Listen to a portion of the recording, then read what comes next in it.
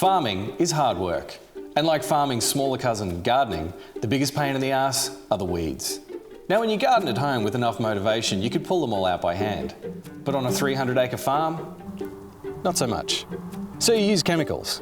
And nothing kills those bloody weeds better than Roundup from Monsanto, the famous makers of Joni Mitchell's favourite DDT, Agent Orange, which aside from the occasional birth defect, did a great job of destroying the rice fields during the Vietnam War, the cow-swelling bovine growth hormone, and PCB, everyone's favourite carcinogenic environmental pollutant.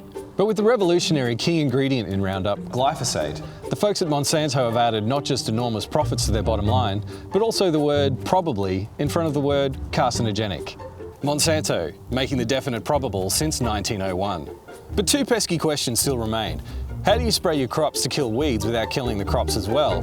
And how does a company with a terrible health and environmental track record, but also one of the biggest patents in the history of agriculture, keep the profits rolling in when the patent runs out? Easy. Take all that hard-earned experience making poisons that kill things and start making food for people to eat. Throughout the 90s, Monsanto began modifying the DNA of basic staple crops to make them resistant to Roundup. Now, we'll save the much-needed discussion on the dangers of messing with the DNA of something you put in your mouth and feed to your cattle for another episode. And we should also point out that this technology doesn't give the plant some magic force field that deflects the Roundup. It still absorbs just as much poison as the weeds. It just somehow survives. And Monsanto more than survived. Thanks to this nature tweak, they now control in the US market 80% of corn and 93% of soy.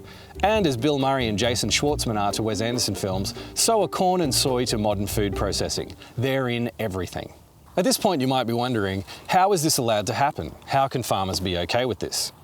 Two things real quick. Market forces and political influence. I know, you're about to switch off. Oh, come on, Dan, big business controls politics, tell us something we don't know. But the example I'm about to give you is an absolute doozy.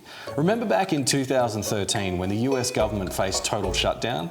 Well, just before the legislation they needed to keep the lights on was passed, Missouri Senator and the Joker disguised as a human, Roy Blunt, secretly attached an unrelated amendment which the good folks at Monsanto helped to write.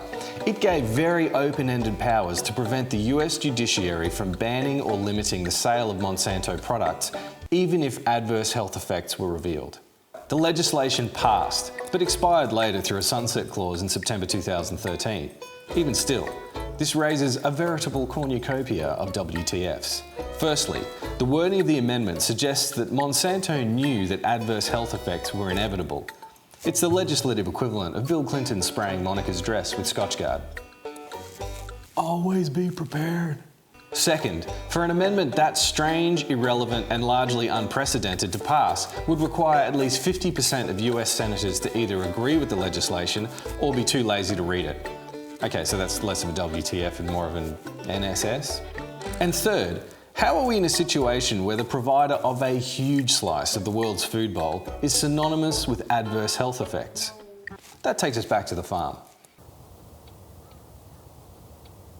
Since 1996, Monsanto and 4 other huge agrochemical businesses have quietly bought up almost every small seed manufacturer around the globe. And with their unprecedented control over the seed supply, they've fought to stop a natural process as old as time. Farmers saving seed from their current crop to be used in the next harvest, going to the extraordinary lengths of suing individual farmers for patent infringement. Take Indian farmers, for example. They aren't protected by government subsidies and have to take out loans just to afford seeds and can have entire crops wiped out by unpredictable weather. But Monsanto prevents them from saving seeds as an insurance policy against the weather. The Indian government directly links the introduction and spread of GM cotton to a significant rise in the suicide rates of Indian farmers. Farmers in Australia have lost their organic certification when GM seeds have blown onto their properties from neighbouring farms. And these are farmers attempting the increasingly difficult task of sourcing and growing non-GMO seeds. And let's hope more farmers join them in light of recent revelations. Sure, Monsanto rejected the World Health Organization's findings, which wasn't surprising. But what was interesting was some of the major studies used to discredit those findings were authored by scientists who have acted as paid consultants to Monsanto. Because that's how the biggest agribusiness in the world rolls, using vast reserves of cash and influence to distract us all from the key question: why are we all being fed by a poison expert?